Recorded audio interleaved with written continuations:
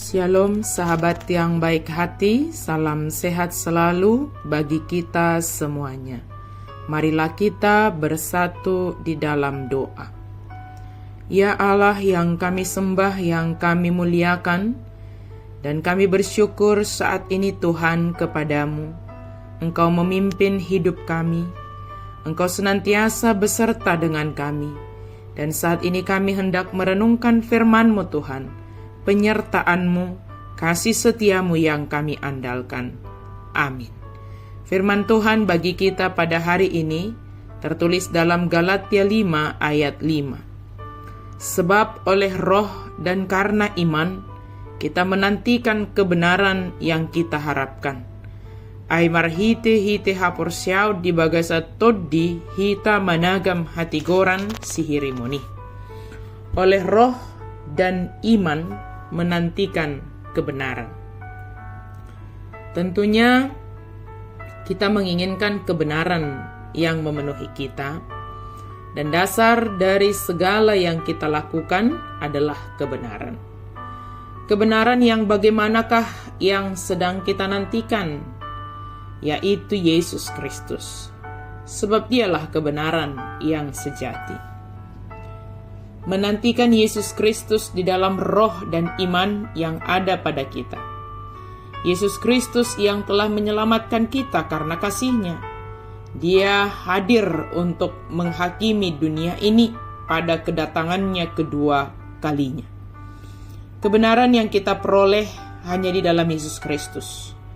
Bahwa kita menerima kasih-Nya bukan karena perbuatan baik kita. Kasih-Nya semata-mata kita terima sebagai anugerah Allah bagi kita umat ciptaan-Nya.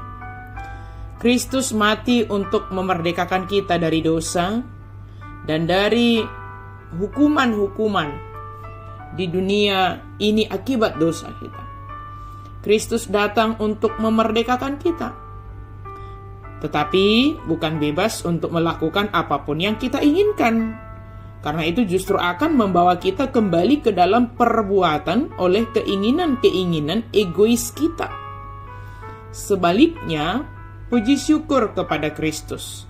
Sekarang kita merdeka dan mampu melakukan apa yang mustahil dilakukan sebelumnya, yakni hidup tanpa mementingkan diri sendiri. Orang-orang yang menuntut kemerdekaan mereka agar bisa bertindak sesuka hati atau menuruti keinginan mereka sendiri, tentu jatuh kembali ke dalam dosa.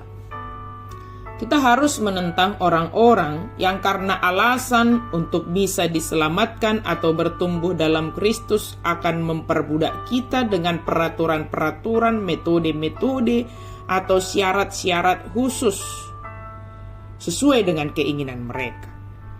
Orang yang telah dimerdekakan oleh Kristus akan dengan senang hati, ingat catatannya, akan dengan senang hati melakukan segala hal yang diajarkan oleh Yesus Kristus.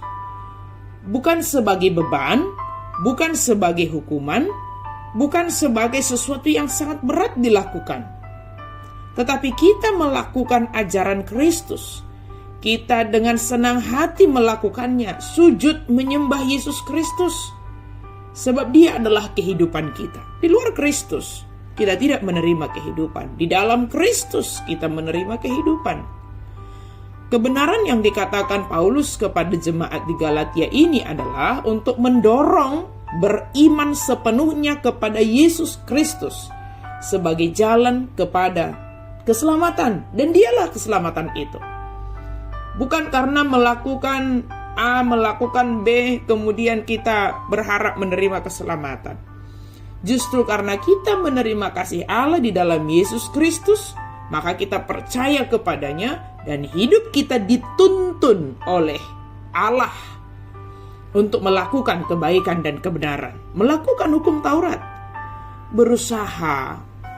Berusahalah dengan cara menaati hukum Taurat dan melalui kasih karunia. Maka itu menjadi cara kita. Sehingga kasih karunia itu kita terima sampai kepada kita. Satu-satunya hal yang bisa kita lakukan adalah menerima kasih karunia dengan iman. Berbagai perbuatan, berbagai tindakan pelayanan yang kita pernah lakukan, jangan pernah kita gunakan atau jangan pernah kita andalkan untuk memperoleh kasih dan perkenanan Allah. Tidak. Perbuatan kita, pelayanan kita, semua itu sebagai respon kita karena kita telah menerima kasih dan perkenanan Allah. Kita diselamatkan karena iman, bukan karena perbuatan. Akan tetapi, kasih kepada sesama manusia dan kepada Allah adalah tanggapan dari orang yang telah diampuni dosanya oleh Allah. Pengampunan Allah itu sempurna. Dan Yesus mengatakan bahwa orang yang telah diampuni, dia banyak berbuat kasih.